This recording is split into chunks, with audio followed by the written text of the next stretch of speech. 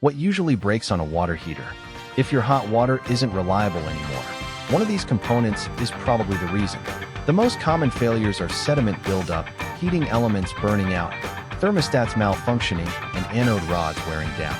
In Milwaukee, Wisconsin, mineral-rich water causes scale to form inside the tank, which stresses heating parts and shortens the system's lifespan. If you hear popping or rumbling noises from your water heater, that's often sediment overheating at the bottom of the tank. Ignoring it can lead to leaks or full tank failure. If your water heater is acting up, call Night Plumbing to schedule professional water heater repair in Milwaukee, Wisconsin.